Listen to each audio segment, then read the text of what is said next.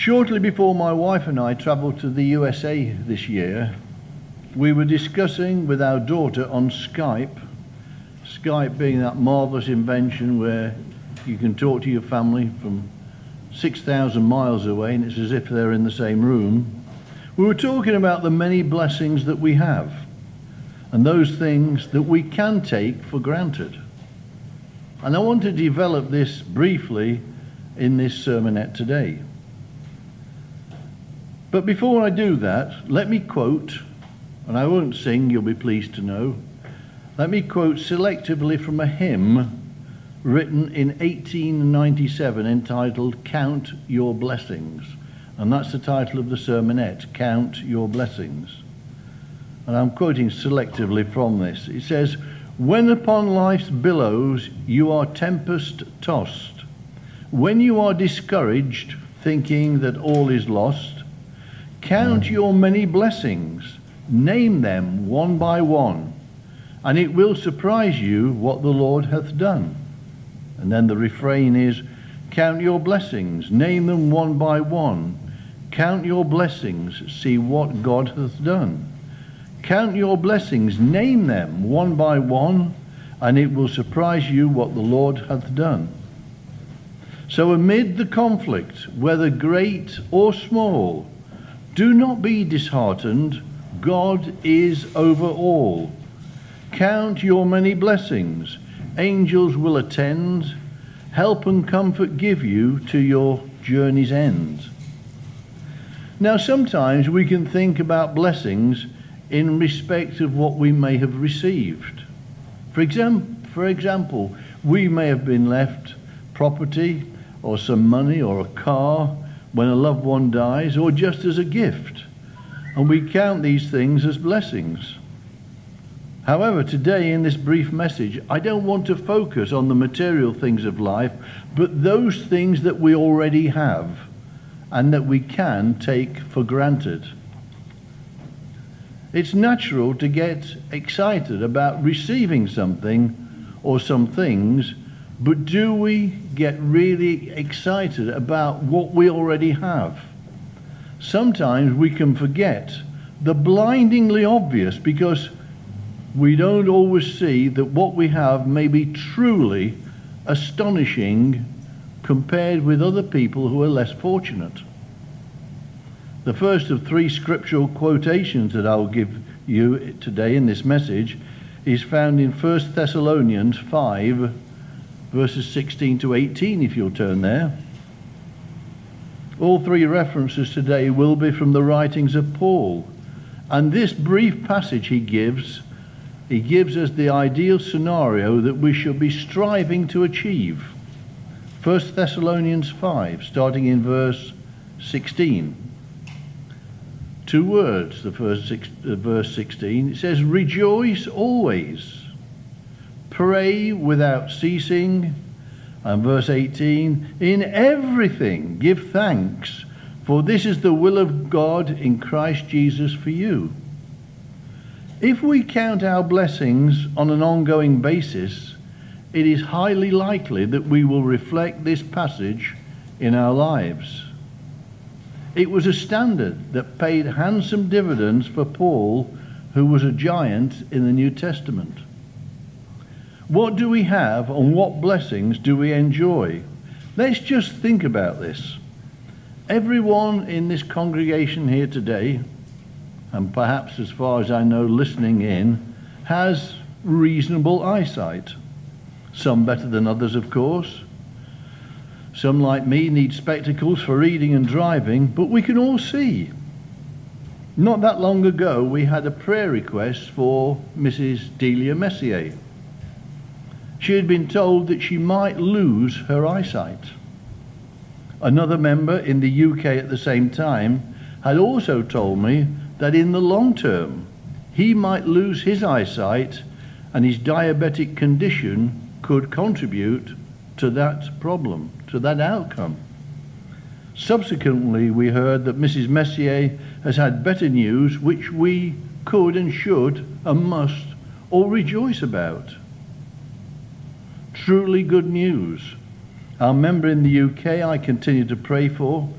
and hope and expect that he will retain his eyesight for the rest of his life. But it got me to thinking about eyesight. How many times do we think about eyesight? Probably never, or very rarely, unless we have a problem, unless we hear somebody else with a problem. It's something that we were born with, we take for granted. But just think about it for a moment. How would we cope with the loss of our eyesight? No longer able to see our loved ones, no longer able to drive our car, no longer able to do our monthly accounts, no longer able to appreciate God's great creation, which we could only envisage in our own mind's eye, in our own memory bank. Television will become like a radio, and the computer, for us, pretty much obsolete. Yes, we would cope because we would have to, but what a blessing we would miss. Today I would suggest that most of us, if not all of us, take for granted and really think about this blessing that God has graciously given us, and a blessing it surely is. I've added to my prayers the fact that I asked for my family that we will all retain our eyesight. It's so basic. We're born with it and we live through it, and most of us have decent eyesight throughout all of our lives. But how many times do we think what a blessing it is? Someone else I know and have known since the 1970s last year had a fall and crushed a vertebrae in his back, and he is now totally immobilized from the neck downwards. I simply find that a scenario that is something as bad as it gets. The mind works, but the rest of the body is paralyzed, and just about everything has to be done for him and anyone else in a similar situation. Again, just think how we would cope, or would we cope? If this happened to us or anyone in our family, how would we get on? In a second, I spoke to this gentleman's wife, and she said her world was turned upside down in a second, and the whole family affected. And then, of course, there is the ongoing concern and care that is needed now, probably for the rest of his life. I pray for his complete healing. But we're all blessed with mobility. We know that some have temporary problems with mobility when they fall over and injure themselves, but most of us have pretty good mobility, even though we may be slower than we once were. And I do appreciate that some of our elderly members may have some immobility problems to one degree or another, but nothing like this gentleman has suffered. He's lying there in this hospital in the UK, and his life is pretty much gone. I mean, it just almost turns me to tears to think about it. Most of us can get around pretty well, but do we ever stop to think how someone who is in such a position must feel, knowing that unless there is a miracle in his life, he will be like that for the rest of his life? We can count mobility as one of the many blessings that we have had so far throughout our lives, and continue to be blessed in this way. Now, so far I've only mentioned two blessings that almost everyone had at birth. Of course, there are a relative few who are born blind and have had mobility problems from birth, from a very early age, and a cause for great sadness. But most of us have had good eyesight and mobility, and we can easily take these for granted, but we mustn't do that. A third area that we can just accept without thinking about how great a gift it is that of hearing. Of course, there are those who are born deaf, but again, fortunately, a relative few. Oh, how they would love to have the blessing that we can just take for granted. I remember a church member that we knew for many years who was profoundly deaf from a young age. He died in his 90s not that long ago, and for probably 80 plus years of his life, he never heard a thing. He never heard any of the hymns that we sing. And he had to sit next to someone during services and copy the notes that they were making. If we didn't have the gift of and blessing of hearing, just think what we would miss. No dawn chorus of the birds, no wonderful music to listen to, and difficulty with the communication that we have with the world at large. Yes, sign language can be used, but how many signers are there? And nothing could make up for the loss of everything we hear on a daily basis that makes up a large chunk of our life. Do we ever thank God for our hearing? It's easy to take that for granted too, but it's certainly a blessing for those of us who are privileged to have this wonderful faculty. If you'll turn to Philippians 4, verses 11 and 12, here is another lesson from Paul about his contentment with his life in whatever situation he found himself in. And this, I believe, was quoted yesterday. Let's read it again. He was a great example of being content with his life, with his lot. Not just being happy as long as he made material gains or improved his position in life. He's the sort of person who would indeed count his blessings as we should. Says verse 11, not that I speak in regard to need, for I have learned in whatever state I am to be content. I know how to be abased, and I know how to abound. Everywhere and in all things I have learned both to be full and to be hungry, both to abound and to suffer need. This clearly shows us that Paul did not have things all his own way during his Christian life. It just didn't happen. Indeed, he suffered probably more than any of us ever have or ever will do. He never had piles of money, an easy time, or a comfortable life. I would suggest that all of us in this era of the church have had it much, much easier than Paul ever did. But he counted his blessings. He was content with his lot, and we should follow his great example. How many of us, probably in the distant past or in our early days in the church, have prayed for more of the material assets that would make our lives more comfortable? I won't ask for a show of hands because I guess we might all do that. It's quite natural. We've all been down that route. What about a bigger house or a newer car? There's nothing wrong with people having money, living in a big house and driving a top-of-the-range Mercedes. But are these our priorities? As we know, Jesus Christ said, for where your treasure is, there your heart will be also, as we read in Matthew 6:21. It's a question of priorities, and God has given us so many blessings throughout our lives.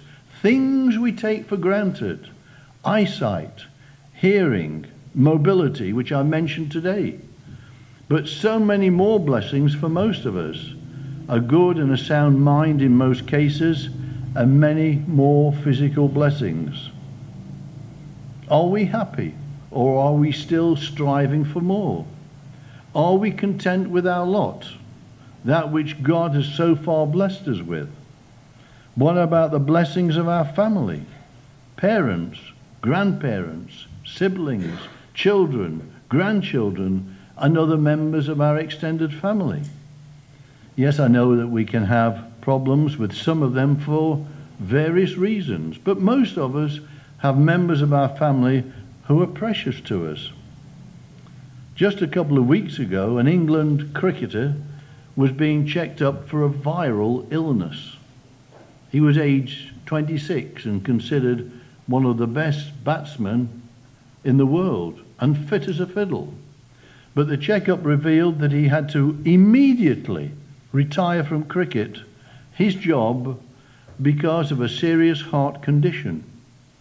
He had to undergo an operation to have a defibrillator fitted, having been diagnosed with, I'll try and get this right, arrhythmogenic right ventricular cardiomyopathy. That takes some saying, and I'm trying again. His world was turned upside down in a day. A blossoming international career was cruelly cut short on April the 12th, just over a couple of weeks ago. A career that could have lasted for years came to an abrupt halt. A very sad situation, but it shows how quickly things can change. Just like the person I mentioned earlier, who 1 minute was fine, and the next minute he'd fallen down, crushed a vertebrae, and was paralyzed. All in less than a minute, probably a few seconds. So far I've mentioned physical blessings that we have, but most important of all, what about our calling? This is something that is a miracle, and we must never take this for granted or treat it in any other way other than a marvelous blessing that we must continually thank God for. We are told to make our calling and election sure, and not to neglect so great a salvation. We can't achieve those vital requirements unless we count our very many blessings that God bestows on us. It gives us a positive mindset which true Christians must have. Let us bear such things in mind, and also to pray for others less fortunate than ourselves. Let us count our blessings always and be grateful for everything that God gives to us. Let us not bemoan our lot in life, but be forever grateful for the calling that we have had to potentially become a member of the family of God if we remain faithful to Him and His way for the rest of our lives, and to always count our blessings. If you'll turn to 1 Timothy 6, verses 6 to 8, and let us read about real contentment, again from the writings of Paul. Excuse me. 1 Timothy 6, verse 6. It says, "Now godliness with contentment is great gain, for we brought nothing into this world, and it is certain that we can carry nothing out. And having food and clothing, with these we shall be content." When we take for granted the blessings that God has given us, this can lead to an ungrateful attitude. We should always have an attitude of gratitude. Ingratitude can make us forgetful and arrogant. When we become so used to the blessings that God has bestowed on us, we may, without realizing it, not thank God as we should. Instead, we can complain about how many others are better off than we are, or how we don't have those things that we think we should have. Today in the world there is an attitude of expectancy of our so-called rights and expectations. Society has conditioned many into believing that they have an entitlement to just about everything. But those of us in the church should be happy with the blessings that God has given us.